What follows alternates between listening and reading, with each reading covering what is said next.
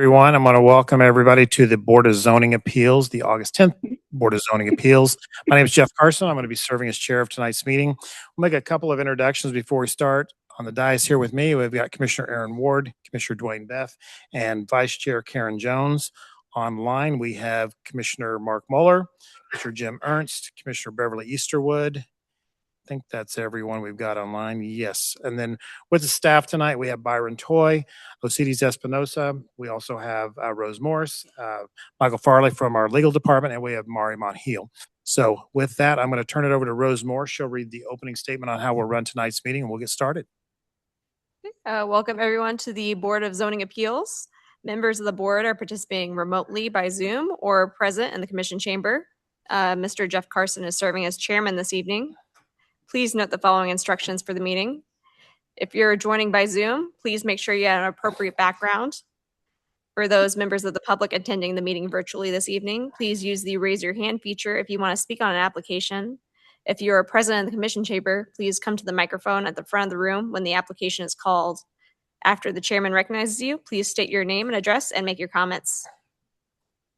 Proper meeting decorum is expected of all participating in the meeting, and anyone who fails to act properly may be removed from the meeting. The city reserves the right to discontinue a meeting if any improper behavior occurs, which prevents the uninterrupted conduct of business. There have been 2 amendments to this meeting this evening. The first one, BOZA 2026-013, Renee Spires, has been withdrawn, so we will not be hearing that this evening.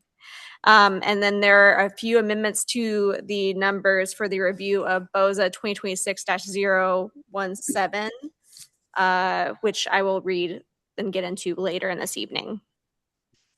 The format for this evening's meeting is as follows. First, the applicant will be given 15 minutes to make an opening statement explaining their proposal. That includes the applicant, consultants, and other members of the applicant's team. Members of the board will then address questions to the applicant. Any persons wishing to speak in favor will be recognized and allowed to do so at that time. Then those in opposition will be recognized to make their statements and ask questions. Each member of the public will be given 5 minutes to express their opinions, and time may not be shared between speakers. A speaker's time may be extended in 5-minute intervals by a 2/3 majority vote of the board. The chairman will ask for a show of hands of people who are in support or opposition who do not wish to speak. Then the applicant will answer questions and make a closing statement. The public hearing portion of the meeting will be closed, and the public will only be allowed to address the board if a question is directed towards them. Then the board will discuss the application and make their decision with a brief statement of the reason of the motion preceding the making of the motion. Motions to approve shall include the staff conditions unless otherwise stated in the motion. So our first case this evening is BOZA 2026-005, Miguel Madrigal. It is a variance for the lot to width to depth ratio at 1404 North 59th Street in conjunction with Plat 2026-011, which will be heard later tonight. Does anyone on the commission have any contacts to disclose on this application? No. No. Is the applicant here? Yeah, come on up to the microphone, please, sir. If you would start off with your name and address, please, and tell us what you'd like to do on this property. Yes, my name is Miguel Madrigal, and the property address is 1404 North 59th Street, Kansas City, Kansas, 66102. And we are here because we are asking for a barrier to split the lot to build a duplex. Okay, is there anything else you want to add? Yeah. All right, Rose, you're going to have to help me out. My computer went down. Are there any questions from anybody that are online as for commissioners? Doesn't look like any questions. Crystal Voth is also online. But all right. Crystal, did you want to speak on this case? Hi, good evening, Mr. Chairman and Commissioners. Thank you. And yeah, Mr. Madrigal, he explained it pretty well. We are asking for a variance for these 3 lots. They have to be a minimum of an acre because there's no sanitary sewer here. And then, so as a result of that, with this particular piece of property, there's just no way at all to divide it and meet that ratio requirement. Which is why we're asking for this request. So each of those lots there'll be a minimum of 1 acre. They'll all have the required road frontage, and they'll all be eligible to have septic systems on them. but they won't meet that 3-to-1 ratio requirement. So we do greatly appreciate your consideration of this item, and I'll answer any questions that you may have. All right, thank you. Thank Any you. questions for the applicant or the applicant's representative? All right, seeing none. Anyone in the audience want to speak to this case in favor or in opposition, please come forward or raise your hand if you're online. Rose, do you see anybody online? I don't see anyone with their hand raised. All right, thank you. With that, we'll close the public portion of the meeting. We'll go to staff and get their comment. Thank you, Mr. Chairman, Byron Todd Planning Department. To the applicant's point, whether this lot was split in 2 or 3, they would need a variance for lot depth width ratio. With that, staff recommends approval, subject to the conditions outlined in the staff report. All right, thank you. Any questions for staff? All right, seeing none, I'll say for motion. Is that me? Not even on. So, I'll make a motion. all right, Commissioner Jones. Motion to approve Boza case number. Is that, why do I have that? It's muted.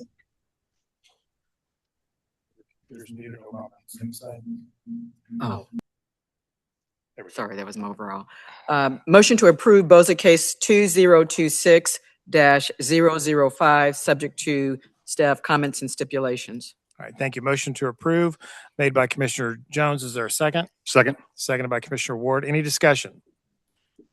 Seeing none, roll call. Okay, Beth, Aye. Ernst, Aye.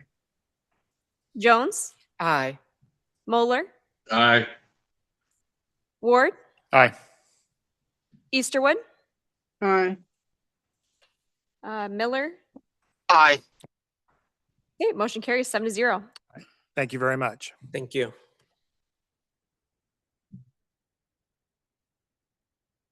Okay, our next case is Boza 2026-017, Jackie McClaskey with American Royal Association. It is a variance for sign area, quantity, location, and materiality at 1899 American Royal Way. This is the one that had a couple of amendments to the variances. Do you want me to read all of them out, or? Yeah. Okay. Yeah, but for legal, let's just go ahead and do that now. Okay. It's kind of a lot. So for the American Royal Barn Variance 1, it is a variance for the maximum number of wall signs in the AG Agricultural District.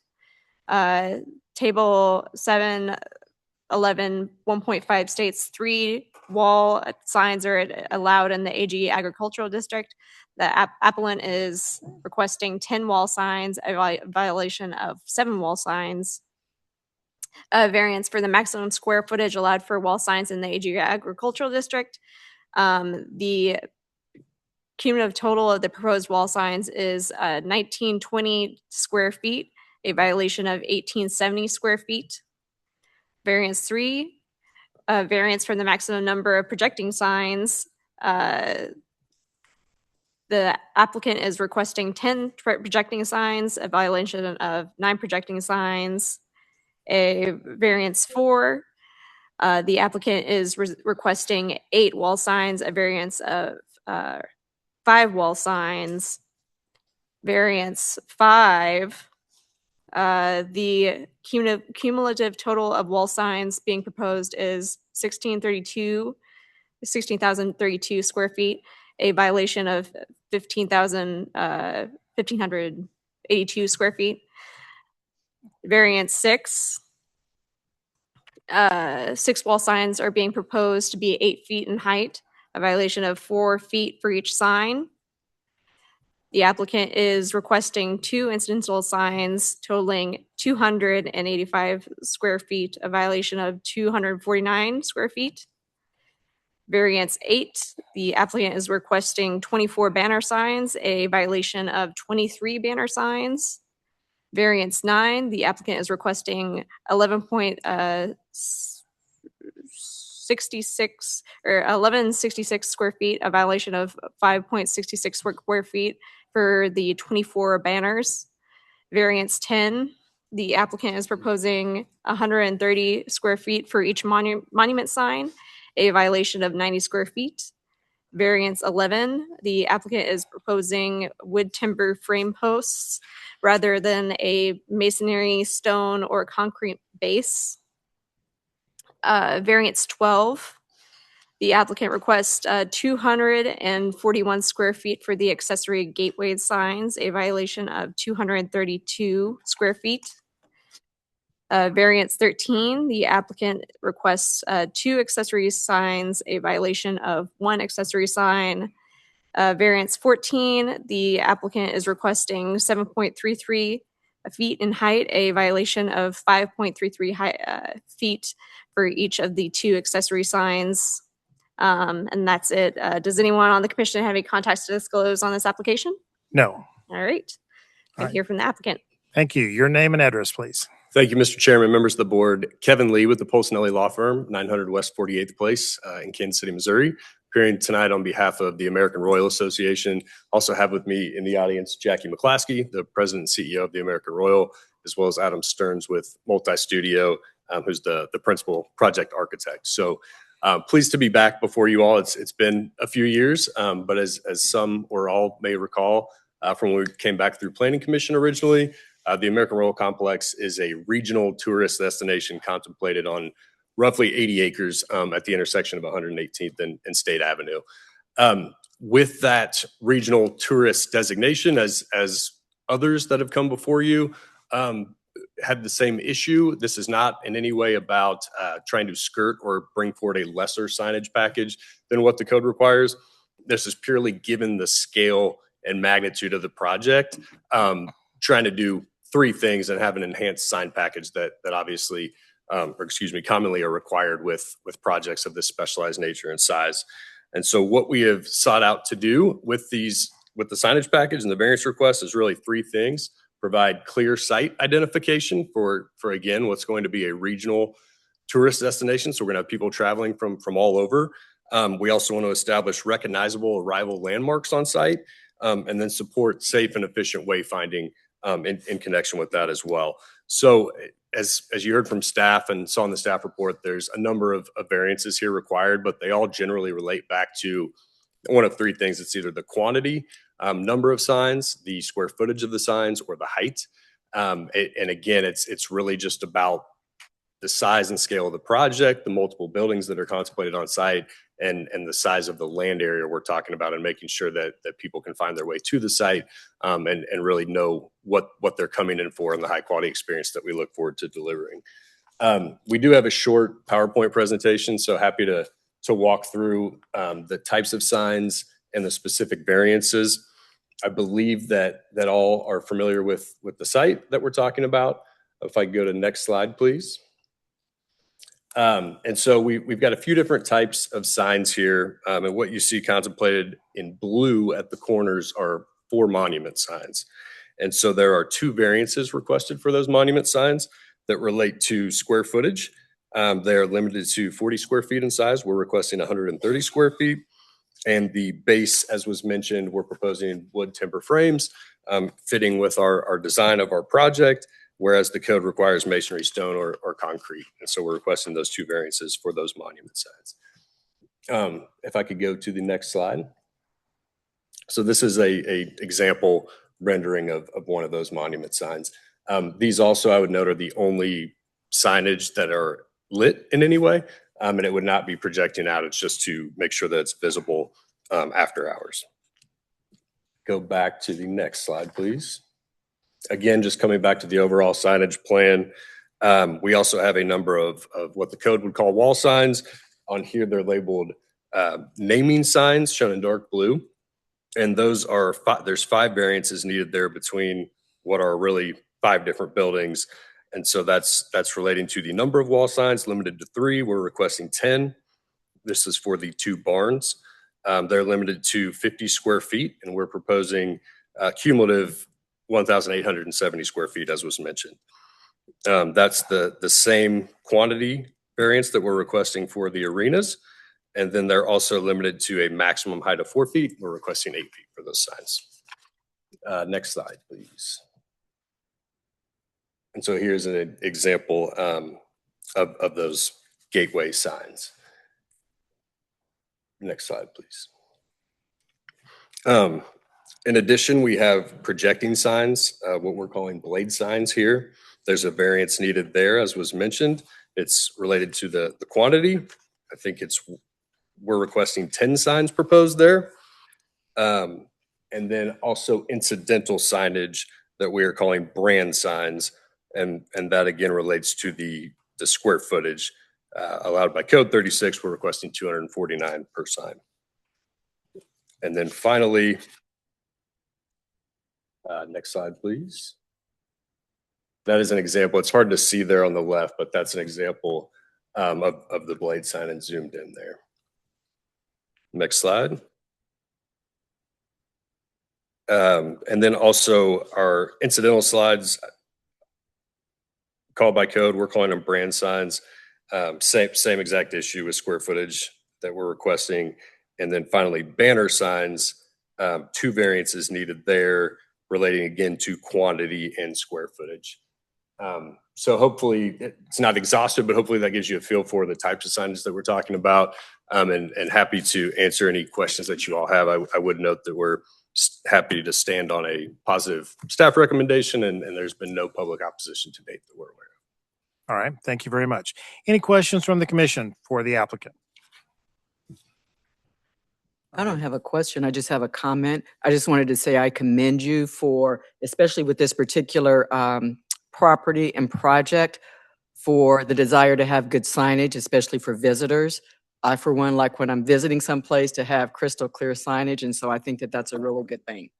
Thank you. You're welcome. Thank you. Anyone else? Okay, we'll go to the public. Anyone in the public want to speak to this case in favor or in opposition? Raise your hand or come forward if you're here in the chambers. Seeing no one, we'll go ahead and go to staff and get their comment. Thanks, Mr. Chairman, and we apologize for the changes to the oral amendments that we had to make, in part because our muni code that we rely on for our sign code package in general, for a sign ordinance, excuse me, the table is not updated. So therefore, that is the error that we have when telling 1 wall side versus 3 wall signs for ag, specifically in that zoning district. So thank you to Rose for reading those into the record. Just for the record, it's variance number 1, variance number 4, variance number 5, variance number 6, variance number 9, variance number 10, variance number 14. Those are the amendments that Rose read into the record, and those are the amendments that are being asked for based upon the updated zoning code that we passed, I believe, this past winter, if I'm not mistaken. That did not get reflected in the online version, which is what we rely on. So our apologies with that. With that, staff does recommend approval, subject to the conditions outlined in the staff report. All right, thank you. Any questions for staff? Seeing none, I'll stand for a motion when ready. I'd be glad to make one. Commissioner Jones? Motion to approve BOZA case number 2026-017, subject to staff stipulations and comments, including those from Byron Toy. Thank you. Motion to approve BOZA case 2026-017 made by Commissioner Jones. Is there a second? Second. Seconded by Commissioner Ward. Any discussion? Seeing none, roll call, please. Okay. Beth, Aye. Ernst, Aye. Jones, Aye. Moeller, Aye. Ward, Aye. Easterwood, Aye. Miller. Miller may Aye. have jumped up. Oh, Okay. there he is. Sorry, my Alright. mute button was stuck. That's okay. Motion carries 7-0. All right, thank you very much. We look forward to the grand opening. Okay, our next case is, and last case for BOZA, is BOZA 2026-018, Riley Palguta. It is a variance from the maximum allowed square footage for a 1,600-foot accessory shop building at 6240 Oak Road Road. Does anyone on the commission have any contacts to disclose on this application? No. All right. All right, thank you. I'm going to just say welcome, Riley, because I don't want to mess up your last name. It's Palguda. Thank There you. you go. Thank you. And your address, please. 6240 Oak Grove Road. All right, tell us what you'd like to do at that property. I'm trying to get permission to build a detached garage that's larger than the code allows, approximately 1,600 square feet. That's just going to be a private storage garage for my vehicles and tools. All right, so it's just for private storage for Yeah, personal I'm a car vehicles? guy. I've got car projects going on, and I like to keep them inside. All right, thank you. Any questions for this applicant? Seeing none, we'll go to the audience. Anyone in the audience want to speak to this case in favor or in opposition? Raise your hand or come forward if you're in the audience. Seeing none, we'll go to staff and get their comment. Thank you, Mr. Chairman, Wyandotte Planning Department. Staff did receive one letter, one email of opposition related to this case. We do want to notify the applicant that in talking Public Works, obviously you'll need a right-of-way permit to build, your driver permit, right-of-way permit for the culvert. They have to dig to get underneath the street, or not the street, sorry, in the ditch, I should say. And that will require plans to be submitted to Public Works when you are ready to do that, in addition to your building permit they'll need for the building. So we want to get that on record just to make sure you are aware of that, and that the applicant, or sorry, the individual who reached us in opposition, we want to let her know that we read that into the record as well. With that, staff recommends approval, subject to the conditions outlined in the staff report. All right, thank you. Any questions for staff? Seeing none, I'll stand for a motion when ready.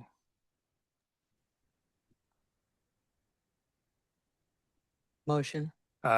Commissioner Jones.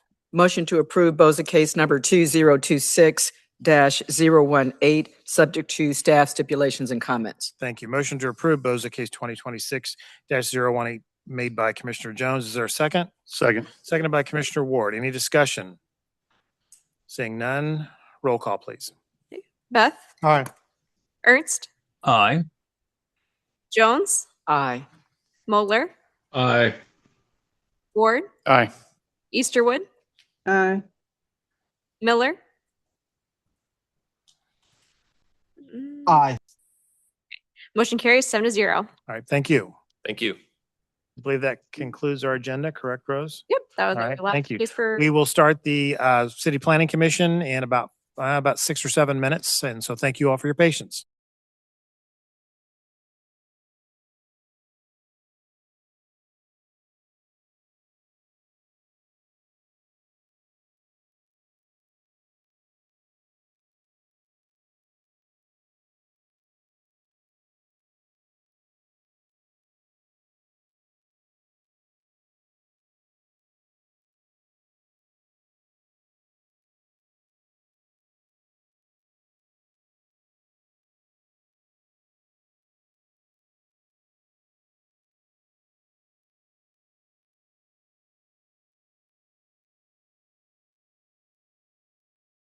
It's 10th meeting of the City Planning Commission. My name is Jeff Carson. I'll be serving as chair of tonight's meeting.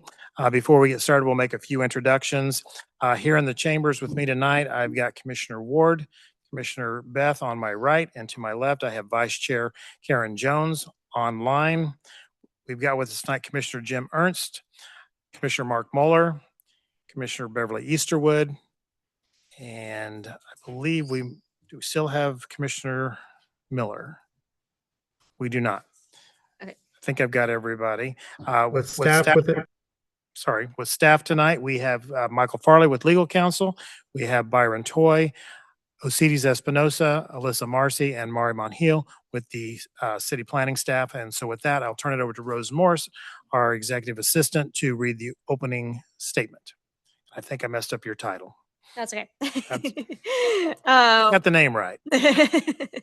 Welcome to the meeting of the City Planning Commission. Members are participating remotely by Zoom or in person in the Commission chamber. Mr. Jeff Carson is serving as chairman this evening. Please note the following instructions for the meeting. If you're joining by Zoom, please make sure you have an appropriate background. For those members of the public attending the meeting virtually this evening, please use the raise your hand feature when you want to speak on an application. If you are present in the commission chamber, please come to the microphone at the front of the room when your application is called. After the chairman recognizes you, please state your name and address and make your comments. Proper meeting decorum is expected of all participating in the meeting, and anyone who fails to act properly may be removed from the meeting. The city reserves a right to discontinue a meeting if any improper behavior occurs, which prevents the uninterrupted conduct of business. The Planning Commission is a voluntary body of citizens which will review each zoning proposal.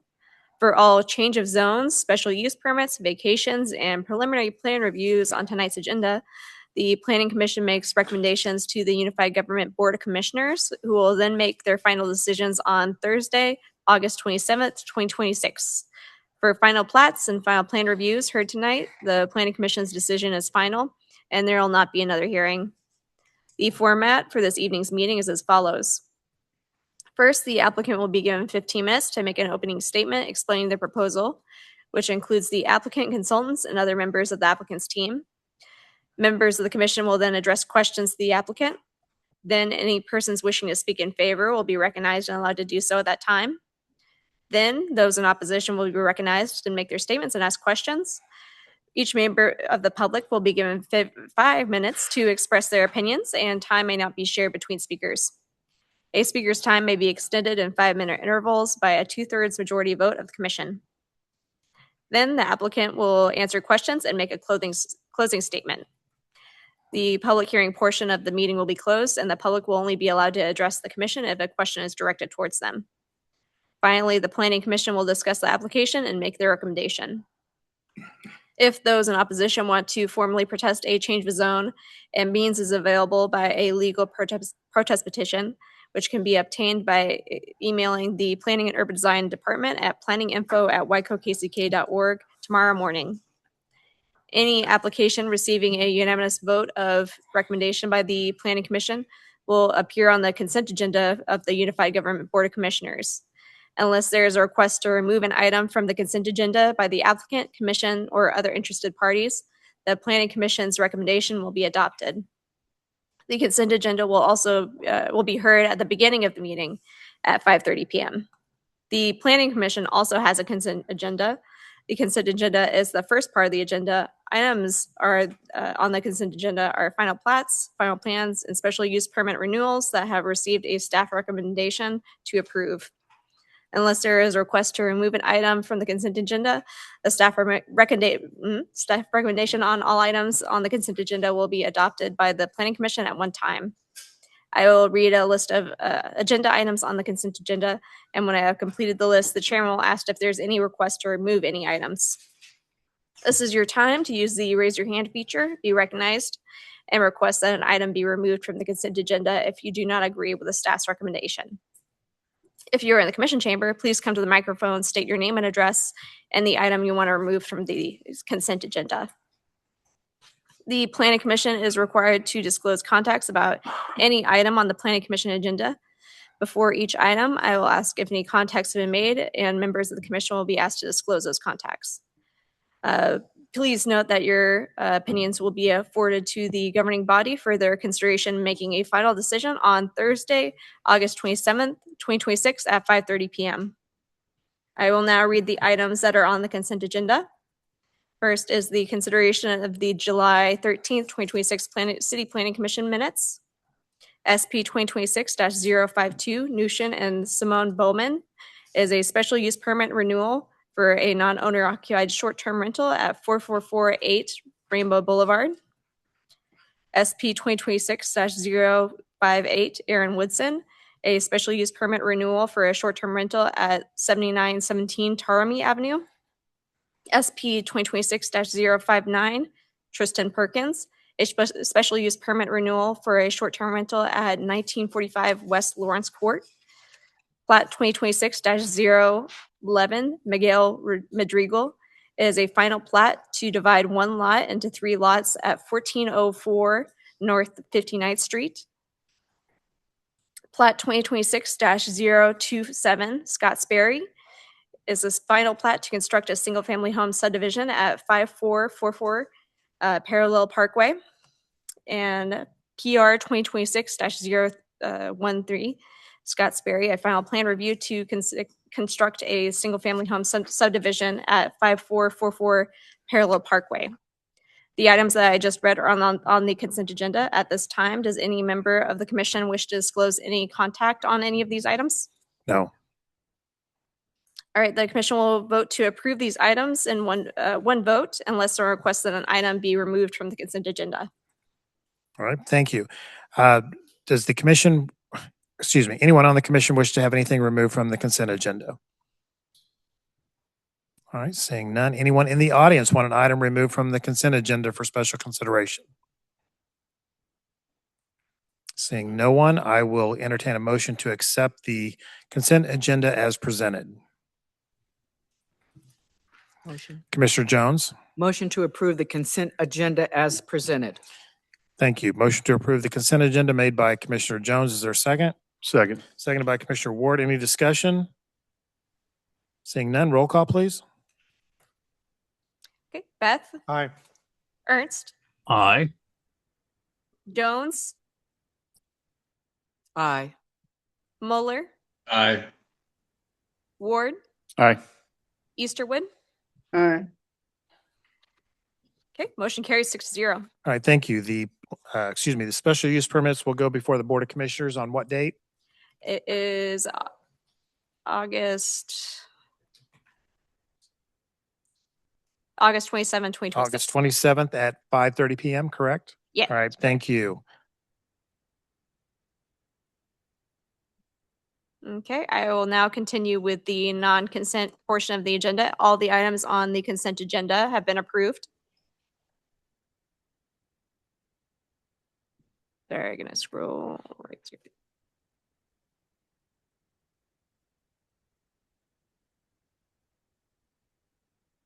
Okay, the next application is change of zone, 2026-015. Gabrielle Pardo Perez with Pardo's Construction LLP. It is a change of zone from R1 Single Family District to AG Agricultural District for keeping of livestock and farming at A811 Leavenworth Road. Does anyone on the commission have any contacts to disclose on this application? No. No. Is the applicant here? Mr. Perez.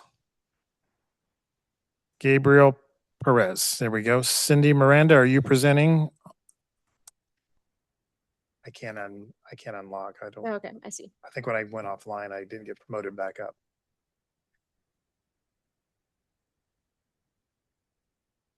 Okay. Okay, Ms. Miranda, I've got you queued up, ready to speak. If you would start off with your name and address, please. Hi, yes. My name is Cindy Miranda. I'm at 8811 Leavenworth Road. Okay, and what are you wanting to do at that property? So we are wanting to change our current zoning is as residential, and we're wanting to request a change to agricultural, to use our property for like small scale agricultural purposes, like keeping livestock, and farming animals, just for personal use. All right. And you have how many acres at that location? It is 5.7 acres. All right, thank you. Do you have any animals there now? No. All right, thank you. Any questions from the commission of this applicant? Commissioner Jones. I'm sorry, maybe I missed it. How many animals are you wanting? For as far as like maybe like up to 10 chickens, like 1 or 2 goats, it's really just gonna be a very minimal amount just for personal use. Okay, thank you. All right, thank you. Commissioner Easterwood? I had the same question. What type of animals and how many? Yeah, All right. sorry. Oh, So that's okay. So just chickens, goats, maybe like, I mean, as far as animals, it really would just be a couple goats and the chickens and maybe like those like a horse, but that's really about it. All right, thank you. Any other questions? All right, thank you. Anyone in the audience want to speak to this case in favor or in opposition, raise your hand or come forward if you're here in the chamber. All right, seeing no one, we'll go to staff, get their comment. Thank you, Mr. Chairman, Wyandotte Planning Department. One thing that we'd like, it's already condition number 1, is that to adhere to the Conservation District and their comments. That's one thing we'd like the applicants to do continually, is to reach out to the Conservation District to figure out the good balance of number of animals, since in ag you don't have a prescription as far as the number of maximum animals you can have on the property, whether it be goats or chickens or sheep or cattle for that matter. So making sure that the applicant does talk to the Conservation District to make sure that the number of goats, number of chickens, and say a horse does work out from the standpoint of grazing, given that goats and horse are kind of in the same area. Chickens will be in a small area, I imagine, with a coop, or they may be free range in an area. But nonetheless, staff does recommend approval, subject to conditions outlined in the staff report. All right, thank you. Any questions for staff? Commissioner Easterwood? Yes, is there an option of having a special use permit as opposed to changing the zoning? Wyandotte Planning Department. So with the size of the property being 5.7 acres, special use permit would not be required to keep livestock with you when you have over 5 acres in R1. The difference between R1 and ag in this instance would be the accessory structures that one may want to have, such as a barn or a pen. Things are larger than 120 square feet, which requires a building permit and does count towards the accessory structure quantity. So if she had a barn and a barn for animals such as a horse or stable for a horse and a small pen for goats, you need a variance for that number. So it's either you get a variance for the number of accessory structures or in R1, or you rezone to ag, you don't have the limitation on size and therefore quantity of structures. Mr. Easterwood, you good? So you're saying that the animals are permissible with the existing zoning? With it being over 5 acres, yes. If you need a special use between 1 and 5 acres, you need a special use permit. But if you're over 5 acres in R1 single family, you do not require a special use permit to keep livestock. So I didn't hear the mention of any accessory structures. The main request that I heard was in reference to animals. So is it animals or is it structures that the applicant wants? Or both? Animals and future structures. I mean, looks like there's already an accessory structure on the property already, kind of located in the southeast portion south of the house, but it is animals and livestock. You do need, now I will preface by saying, if you have chickens, if you have more than 6 total in R1, you are required to have a special use permit. So if you have 7 or more, you need to have a special use permit in R1. So I misspoke on that as far as livestock, but fowl is treated differently.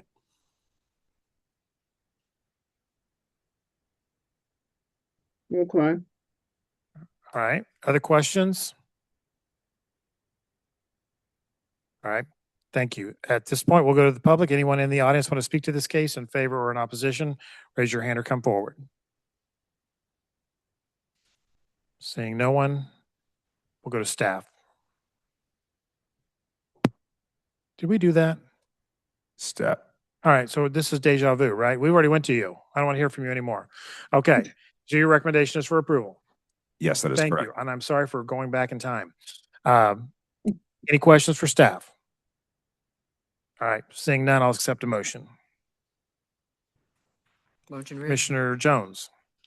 Motion to approve change of zone case number 2026-015, subject to staff stipulations and comments. Thank you. Motion to approve change of zone application 2026-015 made by Commissioner Jones. Is there a second? Second. Seconded by Commissioner Ward. Any discussion? Commissioner Ernst. That was sorry. just a second. Sorry about that. All right. Thank you. Roll call. Seeing no discussion, roll call, please. Beth, Aye. Ernst, Aye. Jones, Aye. Bowler, Aye. Ward, Aye. Easterwood. Aye. Okay, motion carries 6-0. Great. This will be heard once again on August 27th before the Board of Commissioners at 5:30 p.m. Thank you. Okay, our next case is SP 2026-029, Tara Beloff with Beloff Homes LLC. It is a special use permit for a short-term rental at 2651 Minnesota Avenue. Does anyone on the commission have any contacts to disclose on this application? No. All right. Tara Beloff here. Ms. Beloff, I have you queued up, ready to speak. If you would start off with your name and address, please. Yes, hello. My name is Tara Kimberly Beloff. I'm with Beloff Homes at 2651 Minnesota Avenue, Kansas City, Kansas. All right. Tell us what you'd like to do with this property. I would like to receive a special use permit to use this property for short-term rentals. And eventually I would like to offer midterm rentals as well. We had a lot of family interest in the property over the World Cup. And we had a lot of families come and enjoy it, enjoy some time there. I would like to continue that moving forward if I'm granted a special use permit. All right, thank you. Any questions for this applicant? Seeing none, anyone in the audience want to speak to this case in favor or in opposition? Raise your hand or come forward. Seeing no one, we'll go to staff and get their comment. Thank you, Mr. Chairman. Wyandotte Planning Department. This is for a non-owner occupied STR.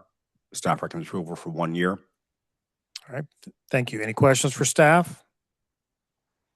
If none, I'll stand for a motion. Commissioner Jones? Motion to approve special use permit case number 2026-029 for 1 year, subject to staff stipulations and comments. Thank you. Motion to approve special use application 2026-029 made by Commissioner Jones for 1 year. Is there a second? Second. Seconded by Commissioner Ward. Any discussion? Seeing none, roll call. Beth, Aye. Ernst, Aye. Jones, Aye. Moeller,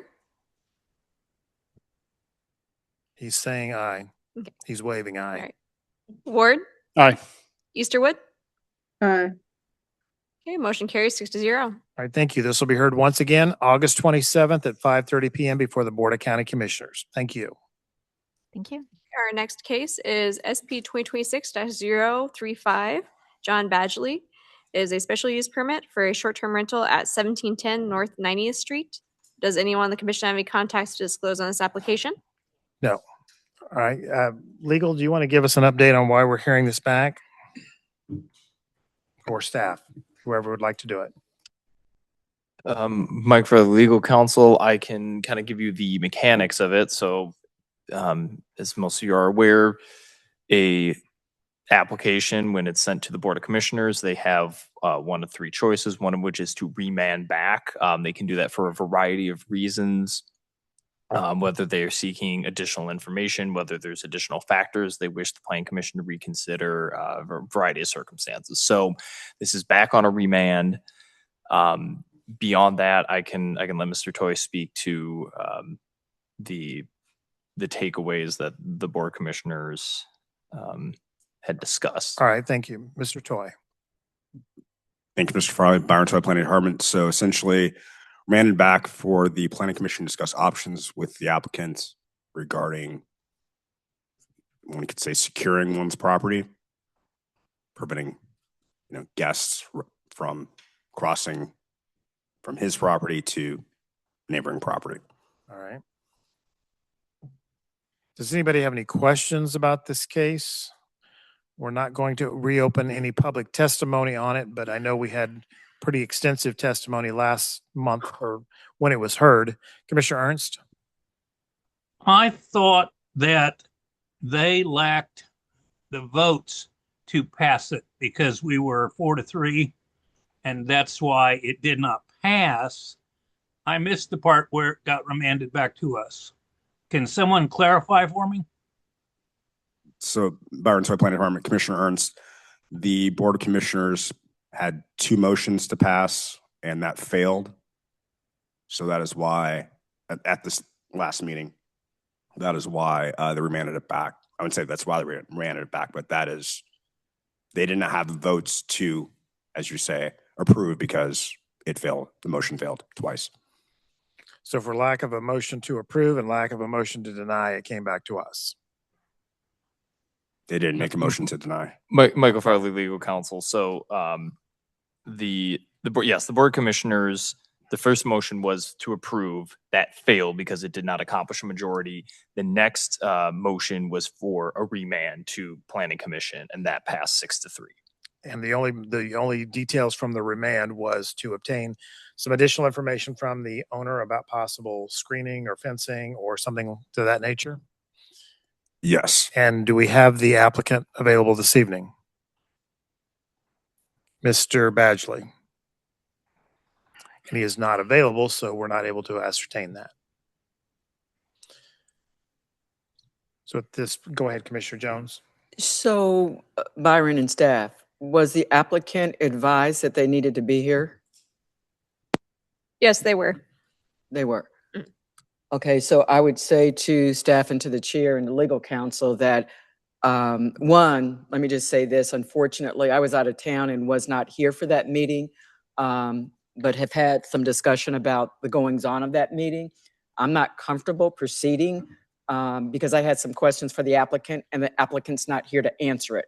I know there's some opposition and some questions about this case, but without the applicant here, we're at a disadvantage. So what are our choices tonight? You have three, Byron Sweat Plan, you have three choices: approve, deny, recommend approval, denial, or continue for a period of time. Choice is yours, how long you want that application to be continued for. All right. And that would include bringing, if we were to continue it, since it was an original remand, would that open up public comment and things like that at the next meeting? I'm just thinking about the neighbors and people like that to put them back through another hearing. Right, understood. I'll let Mike answer that. I may interject by saying if you're holding over for a specific manner, specific reason, then maybe public testimony is not warranted, but I'll let legal add to that. Mike Farley, legal counsel. On a remand, if we were to hold over, I would say it is highly unorthodox is the term I'll use. So I'm not saying it's not allowed, but typically that is not what happens. Is in our code. Well, in looking at state law and extrapolating how state law deals with changes of zone, to extrapolating that to special use permits, which it doesn't speak on, but there is case law that links the two very closely. Special use permits are treated sort of like a mini change of zone because you are doing additional uses that you wouldn't be allowed to previously.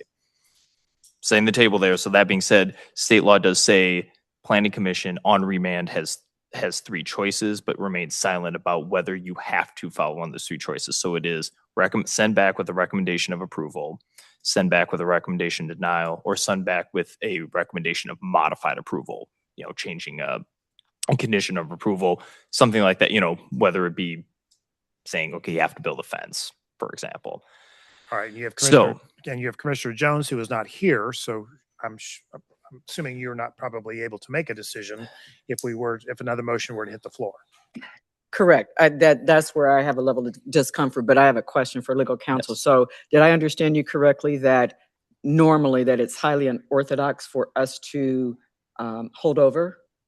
That's correct, because that is not one of the three identified choices for a remand if it's a change of zone. State law is silent on what you do when it's a special use permit, but a lot of times through case law and other things, courts have treated special use permits as sort of changes of zone. So I'm just saying all that to say it's silent on when you can do that or not. So we could go ahead and do it.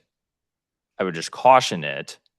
And additionally, if the held over case were to be heard again and limited to just the topics that it was remanded for, such as related to the fence, I do not believe that would warrant an additional public comment unless there was substantially new information. And Mr. Chair, that could be up to your decision if there is substantially new information that were to come to light by the time this case is heard again. Is it clear as mud? Pretty much, but I'm glad. So basically you have options. Some I would say are more clear than others that they are allowed. Okay, I'm going to let Commissioner Jones finish her train of thought, and then we're going to go to Commissioner Beth. So a couple of things. So we're on what I'll call, I think, a little bit of a slippery slope when the statute is silent. And then the other thing, I don't mean to speak for my colleagues, but another thing that we try to look at is precedent setting. And so I don't know that that's in line with that. And then, so let me ask this again about the applicant, because to staff, it was made clear to the applicant that they needed to be here.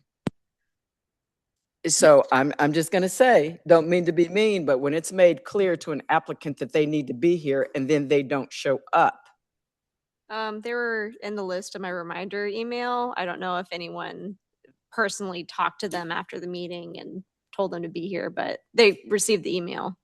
Right. And then the other thing, even though I wasn't here, and so maybe somebody else can speak to it, I'd like to think it was conveyed and they knew about the opposition and what they were kind of, I'll say, up against with neighbor opposition.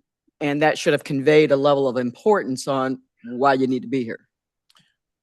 I'm gonna address her comment and then I'm gonna go to you. I would think that if it were me and I were pursuing a special use permit, I would have been at the Board of Commissioners meeting. I would have seen the outcome of that. I would have known it was coming back here. I would have known of the dates. If I wanted a special use permit, yes, I would have been here tonight to make sure I had any questions or clarifications needed. So, but that is me. Yeah. I'm going to go to Commissioner Beth. I have a question. What was the determination of the addition to the project that was going to bring? Did he propose a fence, or was that something that the commissioners thought up to send it back here?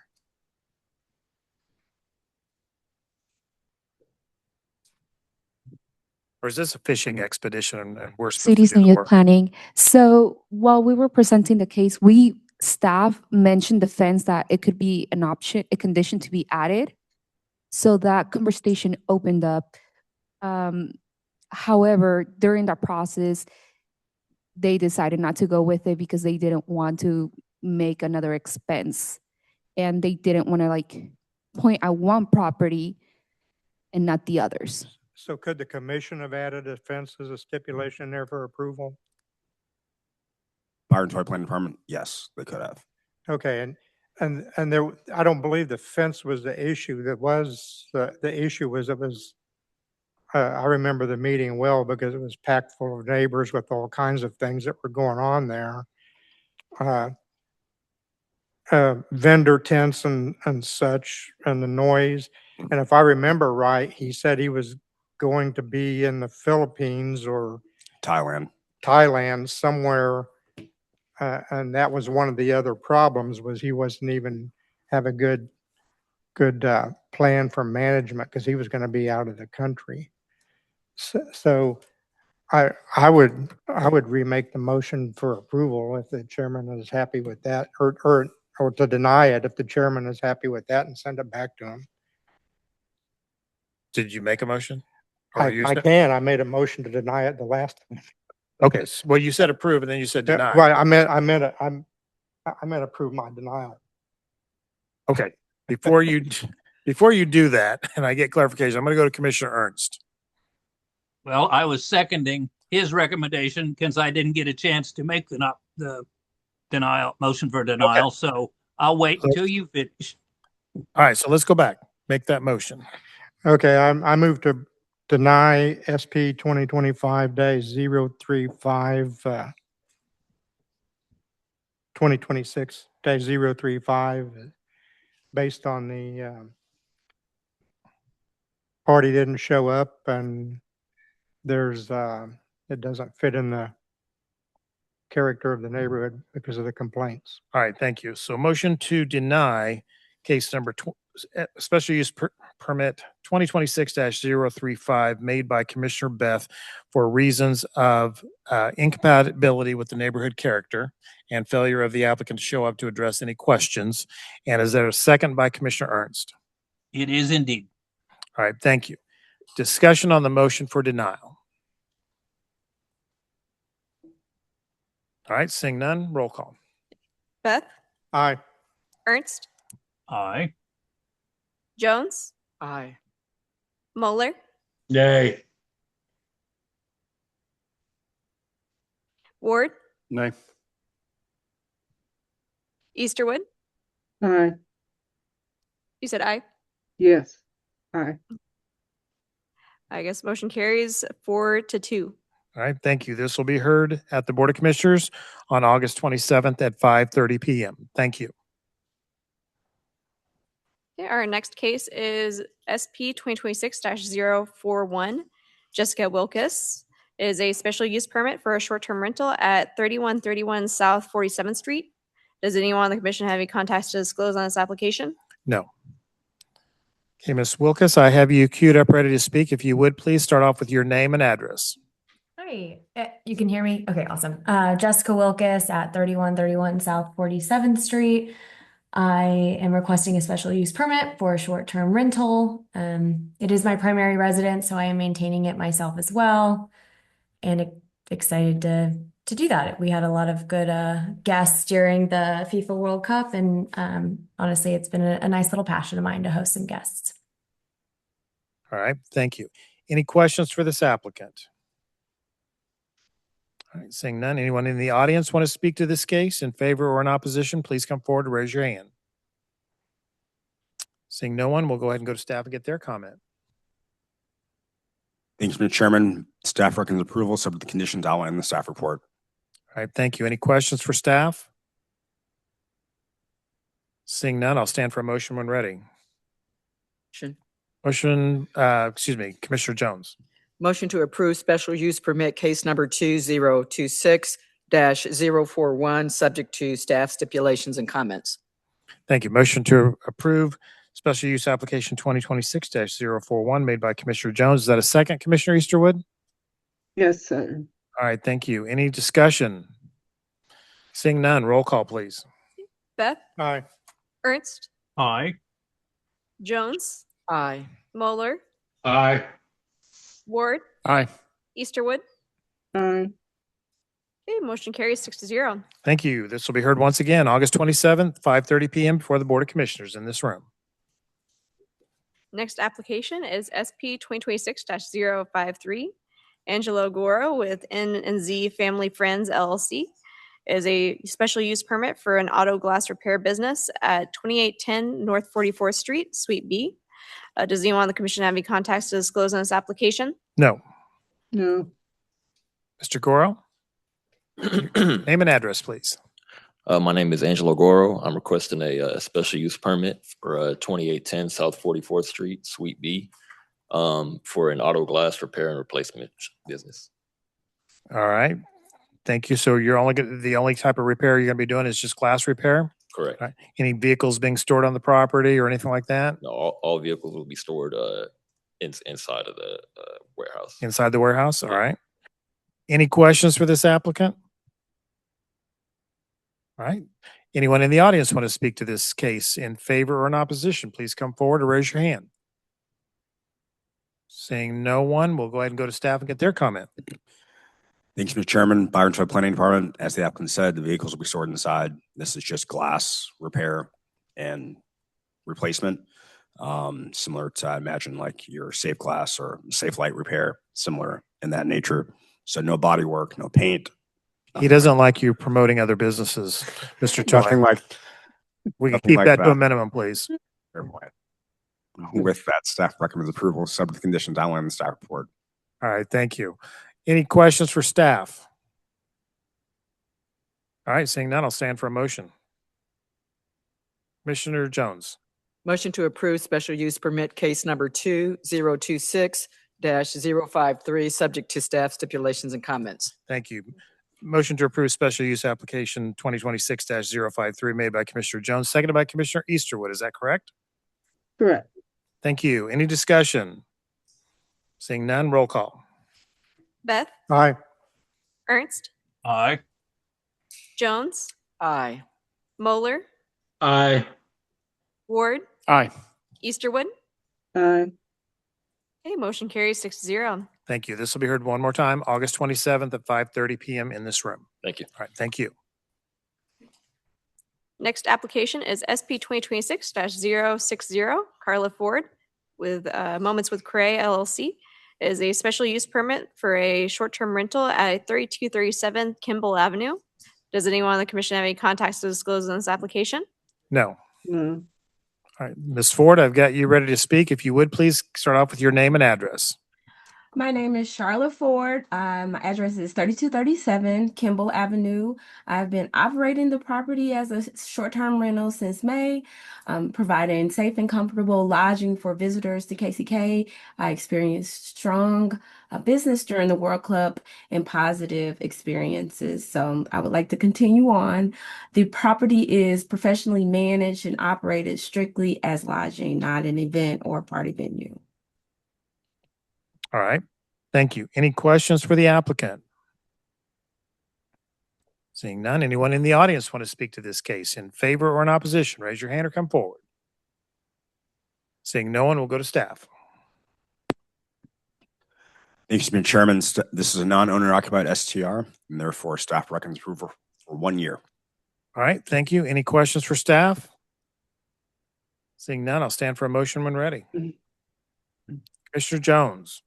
Motion to approve special use permit case number 2026-060, subject to staff stipulations and comments for 1 year. Thank you. Motion to approve special use application 2026-060 made for approval made by Commissioner Jones for 1 year. Is that a second, Commissioner Easterwood? Yes. Thank you. Any discussion? Seeing none, roll call. Beth, Aye. Ernst, Aye. Jones, Aye. Moeller, Aye. Ward, Aye. Easterwood. Aye. Okay, motion carries 6-0. Thank you. This will be heard once again, August 27th at 5:30 p.m. in this room. Thank you. Okay, next is a presentation, an update on the SB 418 legislation affecting zoning. All right. Ms. Marcy, are you going to be doing that? It will be myself and Mike Farley, mostly Mike Farley. But good evening, everyone. Alyssa Marcy, Long Range Planner. So we came to you last month with a Senate bill, which took effect July 1. Mike Farley with Legal has done more of a deep dive interpretation of what the actual changes would be to the code. So we're coming to explain those to you now with the hopes that next month we'll have an ordinance in front of you to make those changes. All right. Thank you. Mr. Farley. All right. Thank you, Planning Commission. So SB 418 is also known as the By Right Housing Development Act. As Alyssa said, it went into effect on July 1st of this year.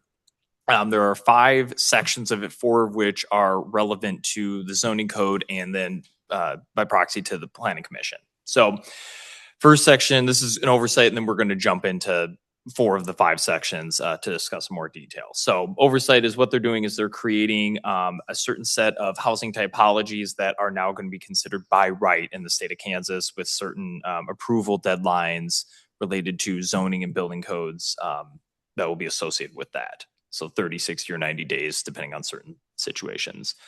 Section 2, we really don't have to talk about. That's where inspections and reviews can be done by third parties. That's something the county has to opt into, and that's more on the building side anyways.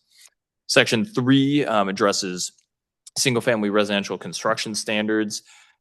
So in this, the state is saying that if a house meets the by right requirements, it can be built on a lot as small as 3,000 square feet.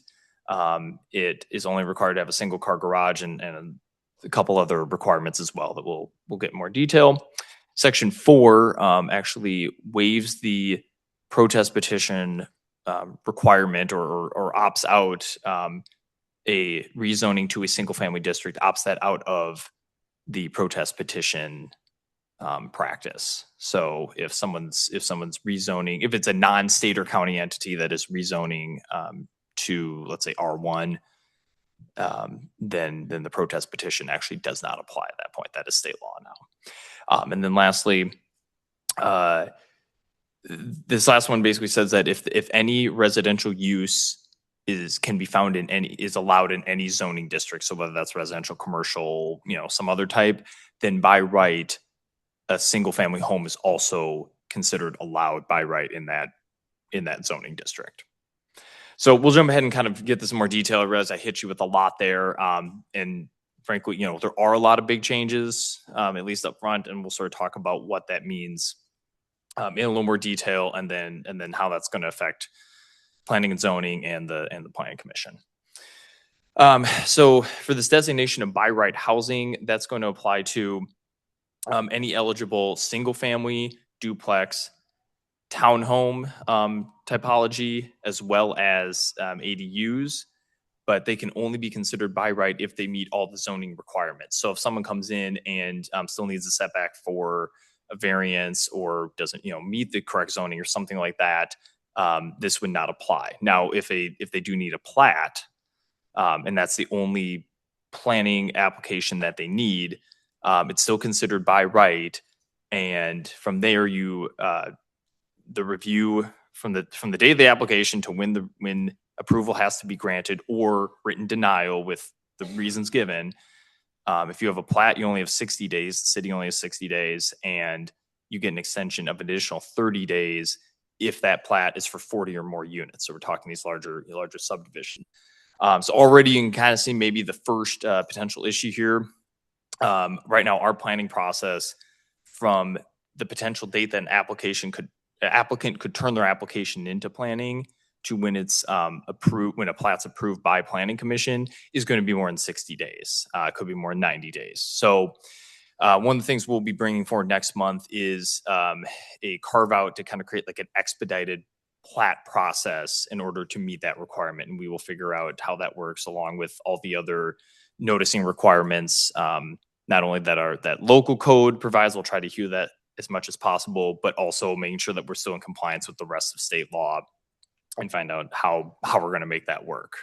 But we have a couple of these deadlines. Otherwise, if something's allowed by right anyways, it's a 30-day review.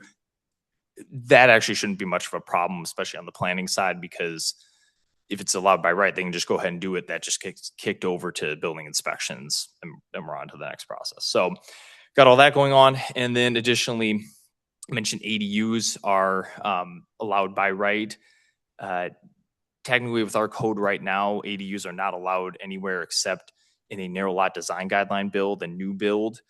So that actually is a very narrow window. And if we were not to touch the code, this ADU portion of the by right typology would not affect us. However, as Alyssa has presented previously, there is an effort to create a more robust ADU regulatory scheme in the zoning code. So now knowing that we have SB 418 to deal with, we're going to be tweaking that a little bit. And so that should be also coming next month too, right? So you'll see the ADU will be kind of part of this larger SB 418 amendment package. Third party review, we're just going to skip because like I said, that's just related to building inspections. All right, now single family construction standards. So the standard here that if a house has a livable floor space of 2,500 square feet or less, it has to follow 2018, the 2018 version of the International Residential Code. Luckily, that is, or an amended version, that is what the UG already follows, so that's fine. But additional requirements include it only has to have a one-car garage. The way it's written, it's really not clear if they mean like it has to have a one-car garage or it can't, or it's not required to have a two-car garage. Either way, that still meets our single-family zoning districts because we only require one parking space out of the two required to actually be covered. So someone could build a one-car garage and meet that just fine.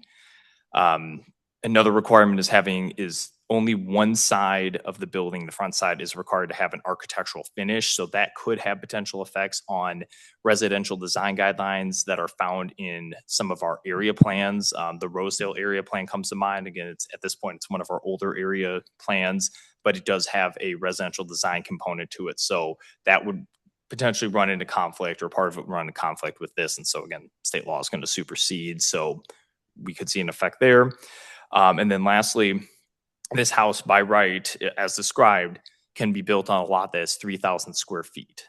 To give you an idea, right now in our zoning code, the smallest lot that is allowed is 5,000 square feet, and that is in the R1B residential district. So that is going to be another change that we're looking into about, obviously changing our code to match what state law is now allowing. So that's section 3. Section 4, the big change here, and again, I would say this actually isn't going to have as much of an effect. This is going to be more for the Board of Commissioners, but when a private applicant or anyone that really is not the city or the county or some other municipality seeks to rezone a property to what state law defines as a single family residential district, that rezoning still has to go through the public process. It still has to, neighborhood meeting, public comment has to come before Planning Commission. But when it gets to Board of Commissioners, it is not eligible to have a protest petition attached to it, or it's exempt from a protest petition. So really, all that means is that Board of Commissioners only needs 6 votes to approve or to vote with the Planning Commission and 8 to override instead of that 9 threshold. So that's all that's saying. Again, more of a concern for the Board of Commissioners. Doesn't change anything on how Planning Commission would vote or number of votes you need. And lastly, we have Section 5. This is another one where we're going to have to change our code a little bit.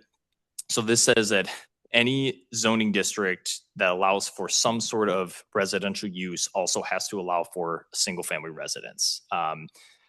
In most places in our code, we do what's called telescoping, where if an R1 allows for single family, R2 allows for all R1 uses, R3 allows for all R2 uses, and so on and so forth. And so you really do end up with single family residences are allowed in most districts, even in commercial districts. However, we do have, for example, C0, the non-retail commercial district, expressly does not allow for single family or duplex uses, but it does allow for the garden apartments. So that is one place where we are going to have to strike that portion from the code and allow single family by right. So there'll be a couple other changes related to that, but like I said, C0 is the one that sticks out. It's where our code expressly does not allow for single family, but allows for other residential uses. And again, that runs into conflict with what's now state law. So I did kind of walk through some of the recommendations here. And again, this originally was kind of meant for the Board of Commissioners. So we have some higher level suggestions, but this is going to affect how what comes before Planning Commission in terms of amendments, and then possibly how the process works from here on out. As I mentioned before, one of the things we're going to have to do is create either a totally shortened plat process, which is going to ends at Planning Commission anyways, or create some sort of carve out and create an expedited platting process if the situation arises that the building that they're seeking to build falls under this by right housing development standard. Additionally, we'll have to reduce residential minimum lot sizes, again, to meet state law, and then clean up our code a little bit and make sure that we have a better definition of what residential use is, what the term residential use means, so that it's more cut and dry for both planning staff and for applicants or potential applicants when they're seeking, hey, can basically, this isn't R1, but can I build a single family home here? We want to make it more clear to everyone whether or not that is allowed right off the bat. So those are the things we need to do for sure that you'll see next month. Other considerations is just looking into other changes we make to how we define single family housing residential districts.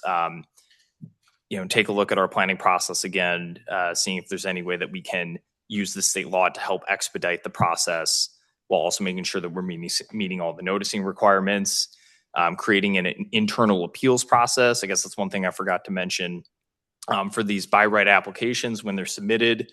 Again, if they're allowed by right, they need to be approved in no more than 30 days. And if they're denied within those 30 days, the applicant has the ability to appeal. That appeal could go to district court, like most planning process or administrative decisions could ultimately end up. But state law does allow for an internal appeals process to occur first. Right now, the planning code does have a very basic appeals process, where an appeal comes before the Board of Zoning Appeals. But that's a very general process, and again, can be a little slower. So we are looking into maybe creating a by right housing only appeals process that's internal and also welds the planning department with the building inspections division, because both both those departments are going to be involved in a decision when an application is approved or denied, or in this case, denied. And lastly, as I mentioned, expanding ADU use, which I would say is a recommendation, but it will be coming next month as well. You will see that.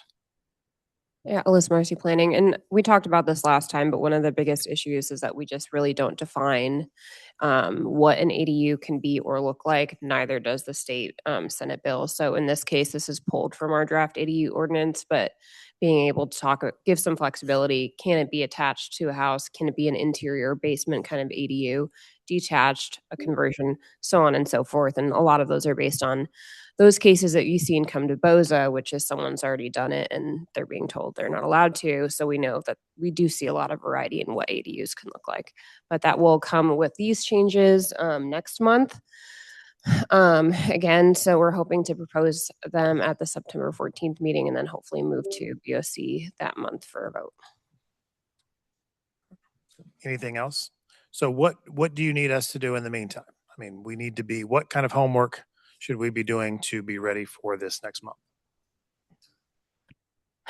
Holistic Mercy Planning. So I would say a lot of what Mike discussed is, again, just being able to be compliant with state law. We don't really have a whole lot of flexibility there, right? We're trying to be, I think, as compliant as possible with our current code.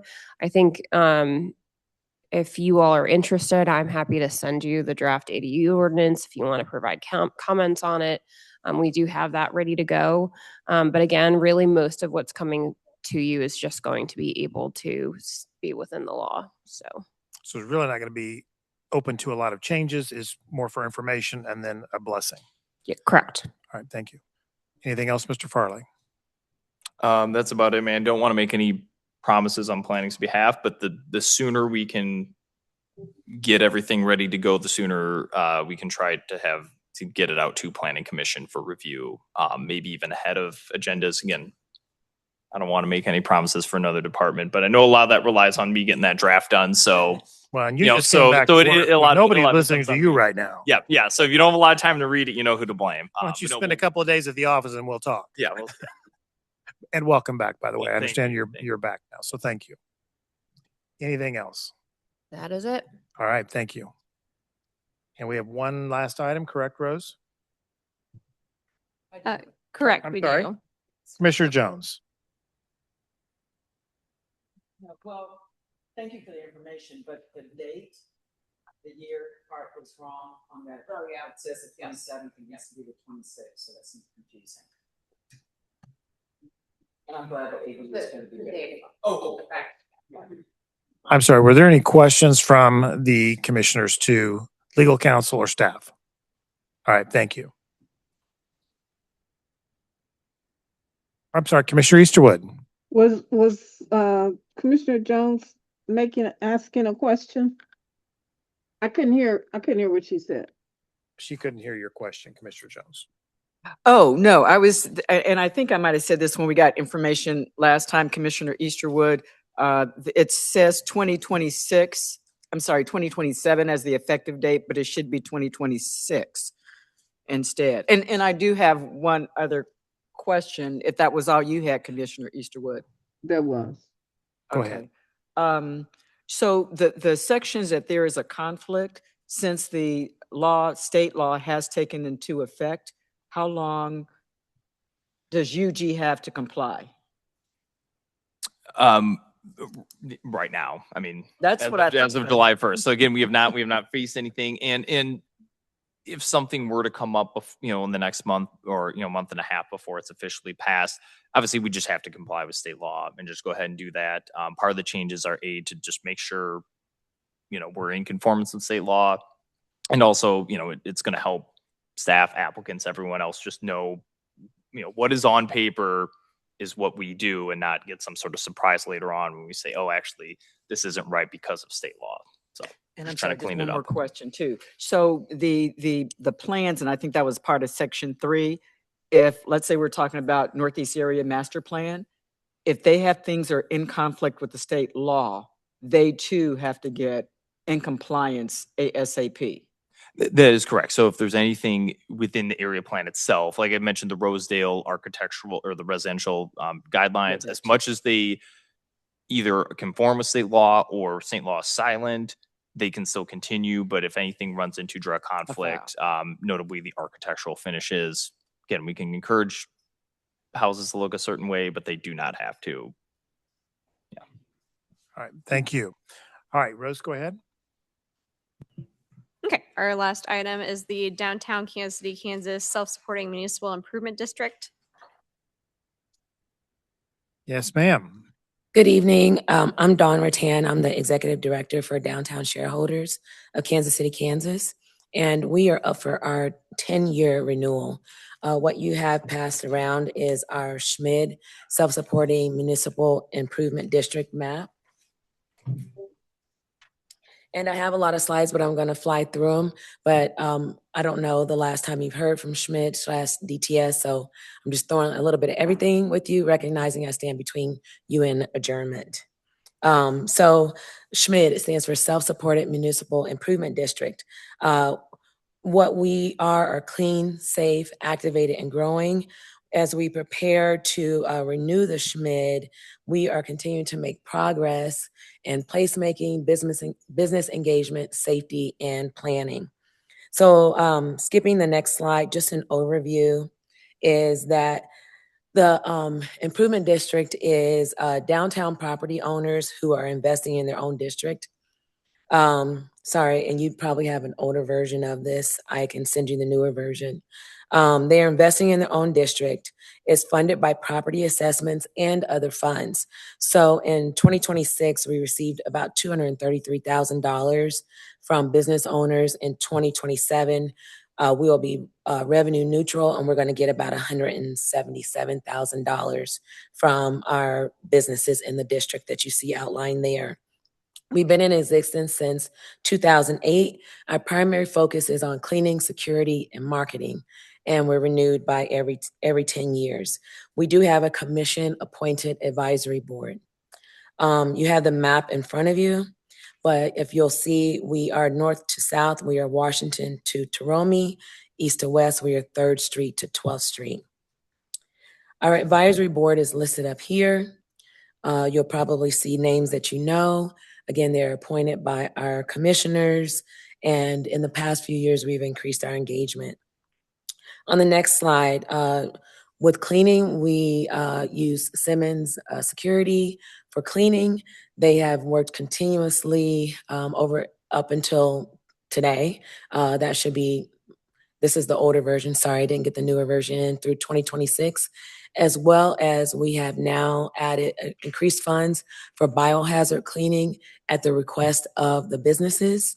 And then on the next slide, we actually left Simmons to shift to using actual KCK police for our security because we like the way that feels in our district. It increases safety and public confidence. So we pay for a dedicated police officer out of our Schmid budget, and it's approximately $90,000. On the next slide, which is up there, financial stewardship. We are revenue neutral this year.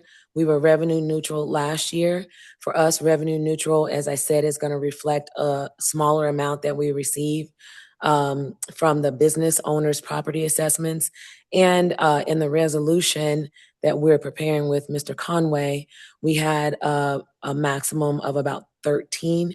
We did even reduce our maximum possible mill levy in the proposed resolution. The next slide just shows you some numbers from 24 and 25, how many cleaning hours we've spent, how many bags of trash we picked up, how much we've spent on security since we had the contractors, and you'll see a little bit of a switch. In mid-2025 is when we started to work with KCK PD. You'll also see how much we collected in total revenue. Some of that reflects funds from the actual UG in addition to your revenues from the businesses in the district. The next page is a list of our DTS board members, which are elected by each spring by the board. And some names that are familiar. We've been very, very deliberate about getting people who have very tight ties to downtown KCK, and who really want to see downtown KCK succeed. Next, just some history. We were founded in 2005. Our mission is listed up there. Again, we just want to bring downtown KCK back. Nationally, all around the country, places like Detroit have seen major comebacks in downtown. A lot of times in downtown, this is where you have your small business owners. You don't have a lot of chains. So this is a tribute to entrepreneurship, and it really is the soul of the city. No disrespect against the legends, but the legacy of KCK starts in the Eastern Corridor. On the next page, we are a part of, I moved some stuff around. So we talked about intentional board. We're a part of the Main Street organization. We are connected to, we'll talk about 4 points as part of Main Street. We are intentional about collaborations. We're doing collaborations with Visit KCK and other organizations. And we're just trying to share our wins and the good parts of going on downtown, because I don't think we've done that in the past. On the next page, some of our information is we got 160,000 grants in 2025. We hosted a mayoral candidate forum downtown. We've had some business crawls. We're actually moving from it's kind of a passport where you can go get it stamped and you can win $100 when you turn it in. We're working with Visit KCK to make that electronic. We've had a book signing with Commissioner Hill. We talked about KCK PD. We've even rebranded our logo to be a little bit more lively. We are taking fresh pictures. We have a grant from Visit KCK to take better pictures of downtown, so we look more alive and more vibrant. We presented about downtown KCK at the National Main Street Conference, and we're launching some facade improvements. We're also partnering with the architecture student department at K-State. On the next slide, we did an open space tour where we had 11 buildings that were vacant.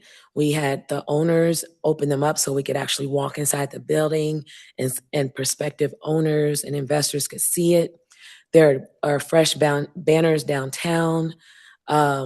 We kicked off a large employer coalition. Security Bank, a few others are a part of that, because we know large employers have needs for as simple as a variety of food places for their employees to eat, and safety for their female employees that leave at 9 o'clock at night from work. So we're working with them to get their needs all together, because they have a lot of the similar needs. We've done a SWOT analysis, which stands for strengths, weaknesses, opportunities, and threats. We talked about we have added an additional contract for biohazard cleaning, because our current contractor can't clean bodily waste. We just did an opportunity walk with Mayor Watson over the weekend, where we talked to current business owners. We stopped in front of vacant buildings and had renderings of what those buildings could be, whether that's residential or a coffee shop or a hair salon. We also talked about current projects like the 601 project, the Tucker building, the Brotherhood Bank, and we had people from the grocery store, we had people from those projects come and talk with us. And we're just excited that Mayor Watson is prioritizing downtown. So the buzz and excitement, momentum is starting to move. Next. So a couple of things, we do want to get some fresh crosswalks right at 7th in Minnesota. The current crosswalks are actually faded, so it's a safety issue, but we want to get some vibrant thermoplastic, more lasting crosswalks at 7th in Minnesota to let you know you're about to enter a special district. We like to get these tourist letters that whenever you go on vacation, you stand next to them and take a picture. We're also working on an incubator. We like to turn one of the vacant spaces into an incubator where we have several small businesses in one space. So it's a low barrier of entry for your entrepreneurs. It's filling up a vacancy, and it's giving our community somewhere to go in the evening or for lunch or to get a haircut or to take their kids or to come get a cup of tea. Next. This is just a cool little picture of our 10 interns we had this summer. This is the future of our city. We poured into them so that they hopefully have a connection to KCK and they want to come back and be our planning commissioners, our city commissioners, our firefighters, etc. So on that SWOT, just real quick, left is our strengths, right is our challenges, which look familiar to a lot of us. We'd love to get a development or a master plan for downtown. We have one. And while some things stay the same, we like to have a fresh one. In this age of where you can order so much stuff off of Amazon, what kind of businesses do we need to deliberately and intentionally attract to downtown? What can we do with the upper levels of several of these buildings that can make really cool condos and residents for the students or staff that might be at KCKCC? Your young professionals graduating out of college who are priced out in Jackson and Johnson County. This should be the next place where they move, where they love their upper level loft that looks across the river. Next page. And then we had the SWOT with the large employers. We talked about what are our priority opportunities here. Again, vacancies show up, safety and cleanliness continue to show up. And the master plan. So a lot of the same themes. Next. This is also a business survey we sent out. We got a few inputs and you'll see that they are happy that the police are here now, but they want some more businesses. They want some more places to eat. They want to continue to improve public safety and they need more foot traffic. And of course, Reardon Center keeps popping up. Everyone wants to know what's going to be done with the Reardon Center. Just a small thing, we are a part of Kansas Main Street and the National Main Street. That works through the Department of Commerce. Next. This is a downtown evolution triangle of how do we get to the top where we're a destination for the region, and it starts with being clean and safe, taking care of our businesses, and attracting some residents. And so what do we get when we do that return on our investment? We get a safer environment, more business activity, community engagement. We're reducing barriers to business owners. So all the good stuff that once we get that ball to roll, it's moving in place. Once we get it to roll, we're going to get all these things down here. Next, just some more return on the investment. Rewriting the reputation of KCK. We are set to be the cool hot spot in the region. Next. And so our priorities are renewing the SHMID. We are up for a vote with the commissioner to renew that for our 10-year.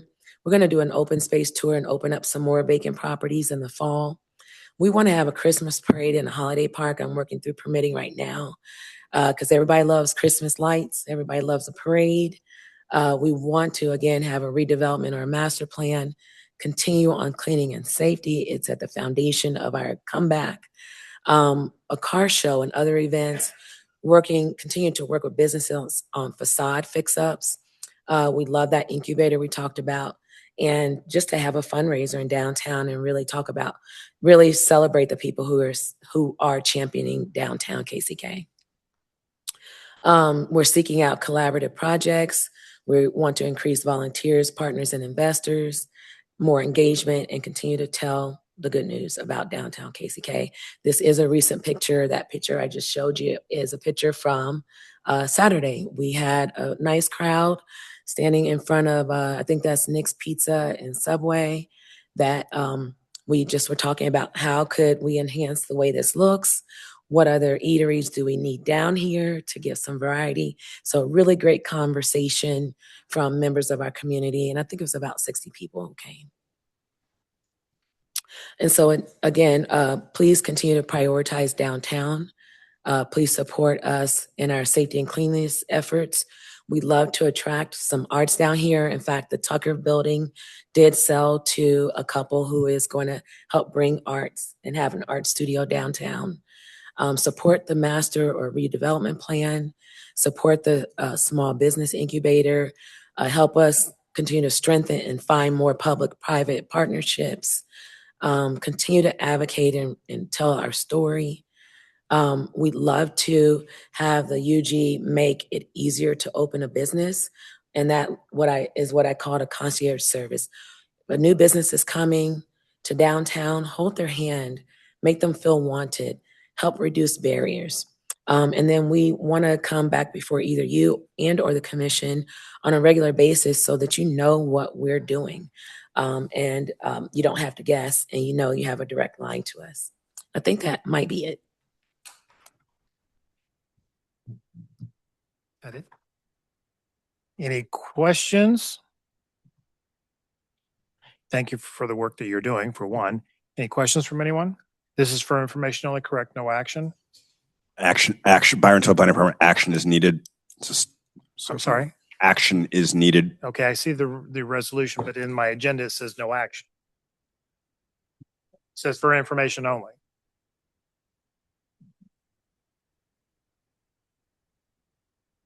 I'm sorry?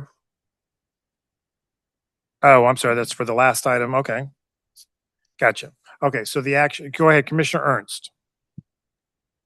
I just wanted to compliment the young lady on one thing. She mentioned the legends, but everything we have is based on that area that we're talking about tonight. And I have a 70-year history down there. It's where we came from, and we need to keep it. Yes. Thank you. Thank you for that, Commissioner Ernst. Other questions or comments? All right, the action, sorry, Mr. Conway. Mr. Chair, sorry, I just want to make a couple of quick comments. Jeff Conway, UG Legal. I am acting tonight in the capacity of a legal advisor to the SMID. And there were a few questions about the interrelationship between the SMID and the downtown shareholders.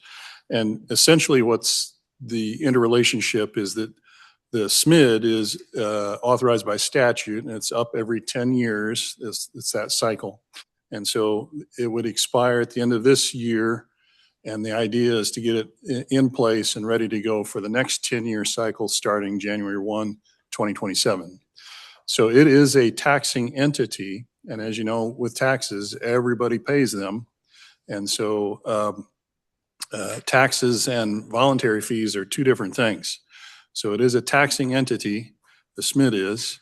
And what's backed out of that is the residential only folks. They would not be paying into the SMID, but the businesses would be. The downtown shareholders is a voluntary organization, something like a chamber of commerce that people can choose to join or not.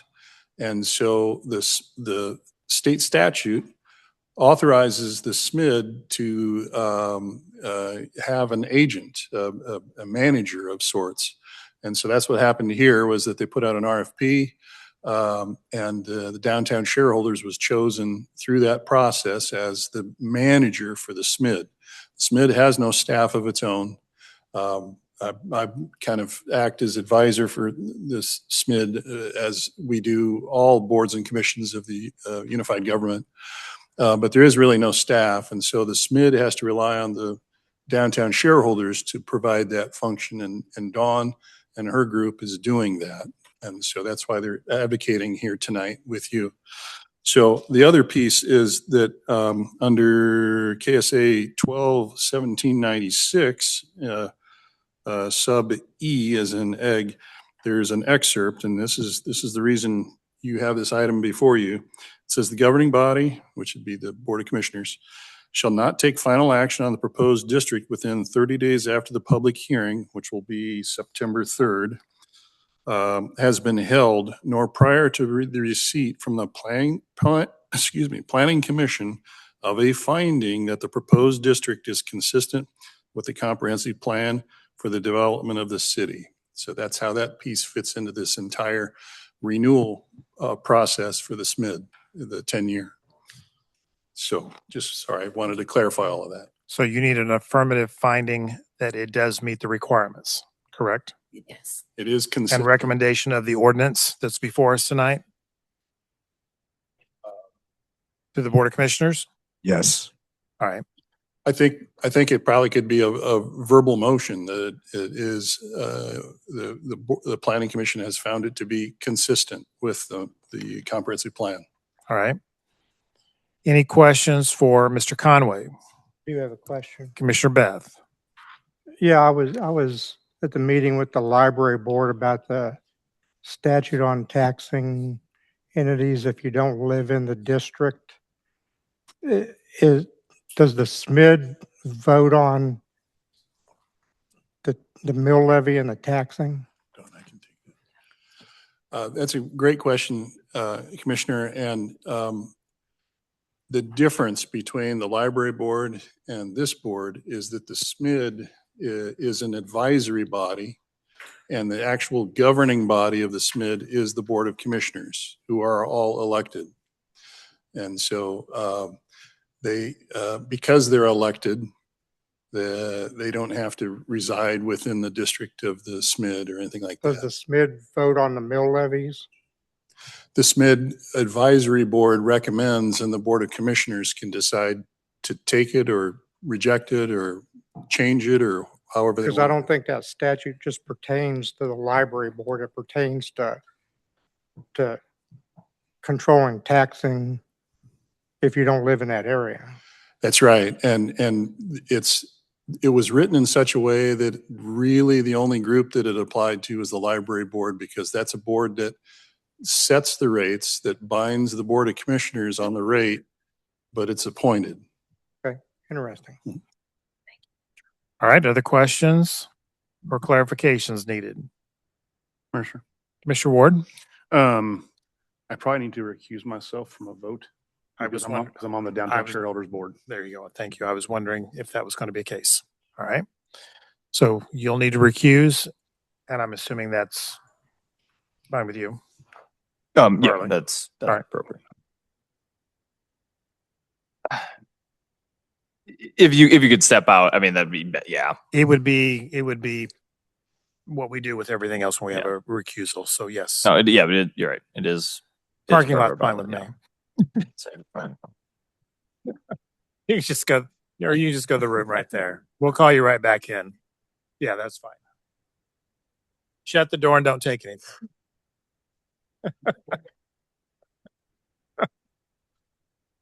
All right, we're not telling him when we're done. We're just going to all leave and turn out the lights.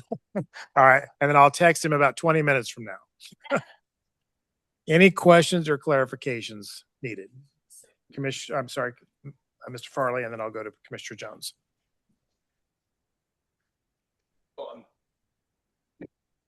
Sorry, Mr. Chair, did you need? Well, you were looking at me and then you kind of raised your finger and I was. No, sorry, that was answering Jessica. Well, okay. I was checking quorum. You might have to vote, Mr. Chair. Okay, that's fine. That's all. All right, no problem. All right, Commissioner Jones. So I just well, first, I think that was a really good presentation. But so let me get this straight, because what we see on our agenda is a synopsis, and I guess what I'd call a recommended finding. So the SMID would be kind of the UG's sanctioned entity to help with the downtown revitalization. Yes. Okay. So pretty much we can make a motion that's in line with what I see on our agenda. Almost. Yeah, let's see. Yes, that's exactly what it would be. Yes. Yeah, I mean, because putting that into, yeah, that's perfect. Okay. All right. So is there any, I'm sorry, Commissioner Miller, you had your hand up. I chatted Rose. I just was letting you know that I am back on the meeting, so I for the quorum issue. Okay. And were you here for the presentation, Commissioner Miller?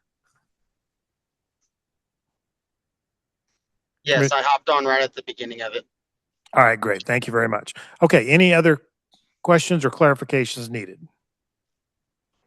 I'm sorry, we do have someone from the public that would like to speak. Eva Garcia Meza, got you queued up, ready to speak. Go ahead. Thank you so much for the opportunity to speak. Eva Garcia Meza. I'm a Kansas City, Kansas resident. I do have some questions, and just for clarity, I like to understand the different taxing entities within Wyandotte County. So I heard that some of the taxing that the Schmidt is able to get is between maybe $175,000 to $200,000, $250,000 a year. But there's also other revenue sources for this entity. I went through the different uh, annual tax statements. There's a UG share, there's a PPU share, and then there's another entity share.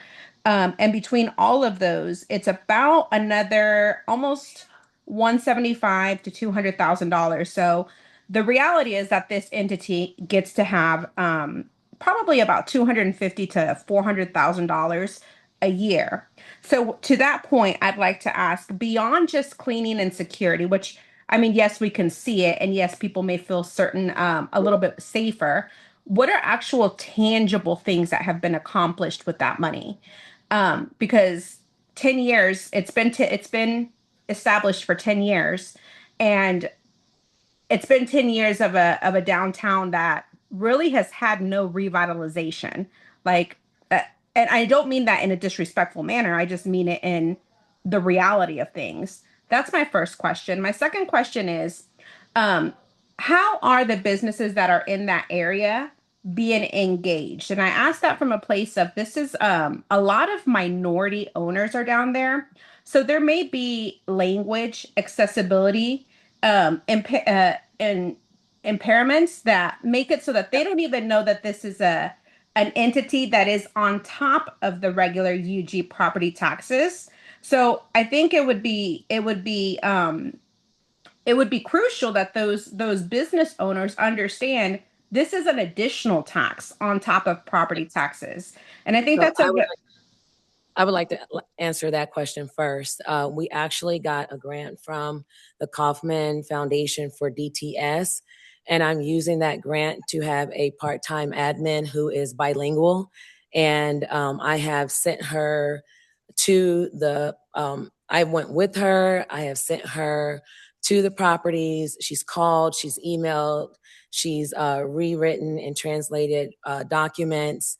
All of that in order to get the information out because we do have quite a large bilingual population. Additionally, if you'll see on the board, we were very intentional in getting Raul Villegas on our board because we did not feel like we were tapping into that part of our downtown business. So Eva, I actually would agree with you. And while I've been in this role for 2 years, some of the things that you're talking about are defects that have existed in the past. And so as urgently and impatiently as I can, I'm working on them. You were a part of the Downtown Opportunity Walk this Saturday, and we made sure that we engaged with business owners and talk with them. We're hearing some of the things that are good, some of the things are bad, and everything in between, and we're working on those. So yeah, we also have a lot of work to do, more marketing and more of that kind of stuff. If you'll go back to the previous Schmid groups, they met about twice a year. Probably about 3 years ago, they started to meet monthly. They have new appointees and they have new engagement that is pushing for let's do more. Let's add the biohazard cleaning. Let's actually get a police officer. Let's do more things in this district that feel more visible, more tangible. And so I agree that you see actual action plans. I have a 4-page action plan with names assigned and am actively working to do those things that you're talking about. So I'd say in the last year and a half, we've stepped it up significantly to close those gaps. Now, I can't account for what's happened in the 8.5 years past that or the 16 years prior. But yeah, thank and you. I can definitely appreciate that, Dawn. No, What'd you say? I could definitely appreciate the effort that's happening right now, 100%.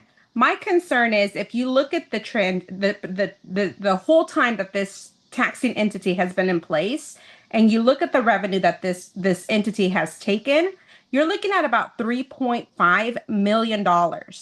And when you look at the downtown area, $3.5 million investment is not what you see.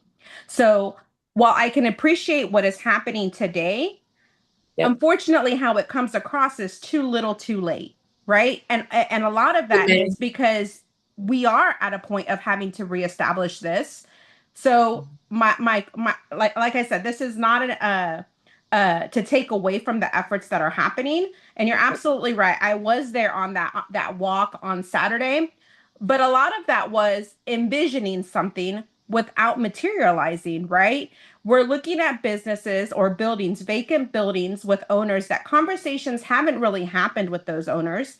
And we don't know if those owners would even be willing to take these ideas or whatever it is that is envisioned and actually invest the kind of money that it's going to take. And it's going to be a lot of money that is needed to remediate a lot of those buildings down there.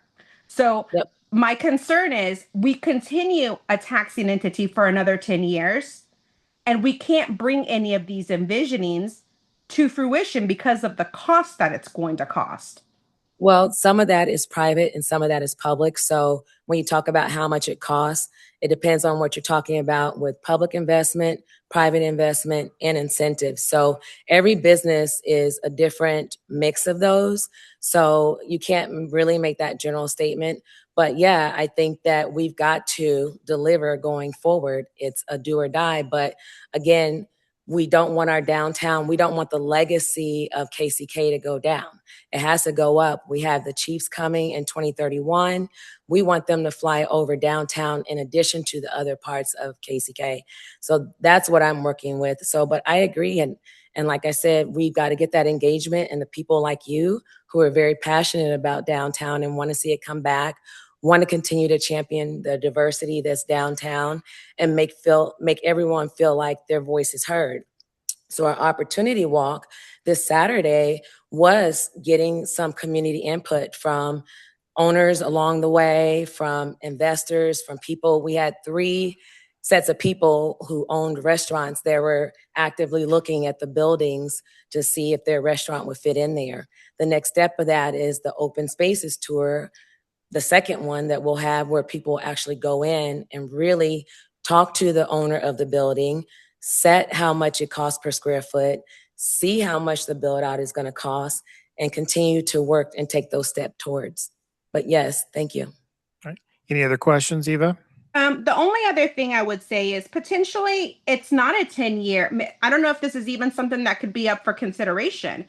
Instead of reestablishing 10 years, since we see that there's definitely work being done today, maybe it's not a 10-year reestablishment. Maybe it's a 3-year. And then at the 3-year mark, if it's proven that is something that is coming to fruition, then you reestablish it for a 10-year. But to do another 10-year reestablishment when we have 20 years of a SCHMID as something that we can reference that has really not materialized to anything, I think would be irresponsible, honestly. That's really my last comment. And with that, I again, Dawn, this is not to be something to be considered directly at you. I 100% appreciate the effort that's happening. We need people like you from the community to question these things. I agree. I came in questioning, why do we have people who are doing security, but we still have some issues with crime, and we quickly transitioned to have police in the district. And so I agree, we've got to ask those questions, and we've got to keep pushing, and we have to have impatience, because if we keep doing things the same way we've been doing them, we're going to have the same things we have. So if you hear me ever talk about that, that's exactly what I say. We have to have radical collaboration to get radical results. But on the question about the 10-year, I would defer to Mr. Conway or someone else who know the statute more intimately than me. All right, go ahead. Mr. Conway, do you want to provide some clarification? And thank you, Ms. Meza, for your comments. Thank you. Jeff Conway, legal. I am trying to identify that. It has been, the previous period was 10 years, and it was set out by ordinance. Before that, I think it might have been an 8-year time period. But in any event, tonight we're here to see if this is consistent with the comprehensive plan, is basically the action before you. So these all might be possible issues for when it's renewed, and it's for the public hearing on September 3rd with the Board of Commissioners. And then the final ordinance is passed in October, or even maybe modifications to the statute. But I'd kind of draw the attention back to what the item is before the body tonight. All right, thank you. Commissioner Jones, and then we're going to go to Commissioner Easterwood, and I do have one more public comment. Well, the question that I was going to ask really kind of parlays into what Mr. Conway just said and based on what Ms. Garcia Meza said. So with the 10-year, that's not our mission tonight is what I'm hearing. It's just supporting it, and then that's somebody else's decision, whether it indeed is going to be 10 years or something else. That's what that, okay. Okay. All right. This is my further legal counsel. Yeah, I just want to clarify that the standard by which the Planning Commission is voting tonight is whether or not the SMID itself is consistent with the comprehensive plan. So there's several factors that can go into that, but that is the standard. It's just, is it consistent with the plan? All right, thank you. Commissioner Easterwood. So what motion do we need to make tonight? Well, basically, in what Commissioner Jones had brought up before, when you look at 5.2 on our agenda, that is almost a motion. If you believe that the SMID is consistent with the comprehensive plan for the development of the city, so that would be the motion essentially to be made. But I do have, before we get to that, I have one more public comment person I'm going to go to. Did I answer your question though, Commissioner Easterwood? Yes. All right, thank you. I'm going to go to Rachel Russell. Hi, good evening. Rachel Russell here, Wyandotte County resident and future planning commissioner. But I want to speak tonight from the lens of I am a former board member for DTS, and I think exactly what Don mentioned is very true regarding what has happened before she got into this role, but also transition is tough. But I think what I really wanted to make sure or delineate is that we're clear that DTS is not funded by the SMID. The SMID is run by DTS, is like a supporting arm of DTS, and that the SMID is actually ran by 10 appointed community members that the commissioners have identified. That is not selected by Don or anyone. Actually, the chair of the SMID is chosen at the mayor's liking. And I want to say this because I think what maybe has happened in this conversation is the great work that Downtown Shareholders is doing, an independent nonprofit that is an MBR in our community, is also running a self-supported district that is a taxing entity. And I think the sometimes those things get very intertwined. While Don is talking about why DTS is in a great position to continue this partnership, the SMID is actually who funds, picks out. Don can come with recommendations and those types of things to those appointed members, but they are actually the ones who make the final decision of how the dollars are spent. And I say that all to say, prior to Don's arrival, that board was about 80% of the funds that we received were going just to Simmons Security, which is why the community did not see a big bang on its dollars. And so now that we have shifted that private security into our own police department, there are funds to do other things, because when that contract was originated a long time ago, it was very excessive. And so I guess to me, the concerns and the questions that were brought up tonight are great. I think the conversation around how the SMID exists and how it operates is a question, as Mr. Conway said at the hearing, that should take place. So thank you. All right, thank you for your comments. Any other clarifications or questions needed? All right, if not, I will stand for a motion when it's appropriate.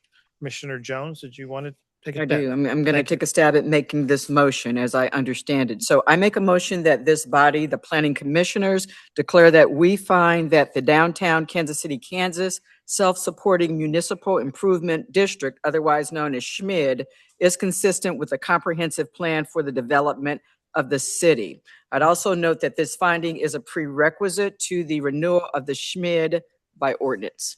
All right, thank you. Motion made by Commissioner Jones, and it was so eloquent, I dare not to try to butcher it by repeating it. So it stands. Commissioner Easterwood, is that a second? Yes, sir.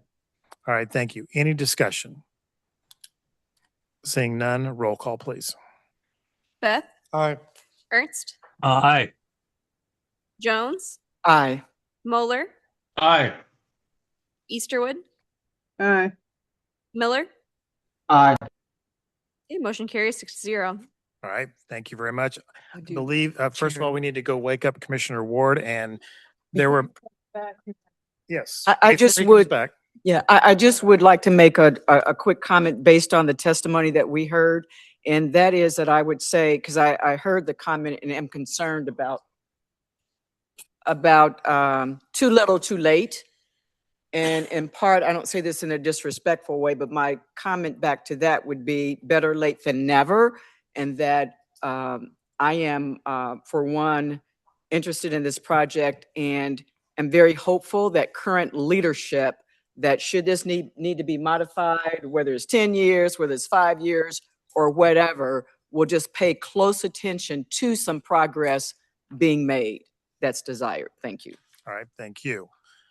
Anything else anyone has? All right. Since I have 8:24 for the projected meeting time, we will now have 14 minutes of open discussion before I adjourn this meeting. And since I am getting no support for that, and they're dimming the lights, I will adjourn this meeting. So thank you all. We'll see you next month.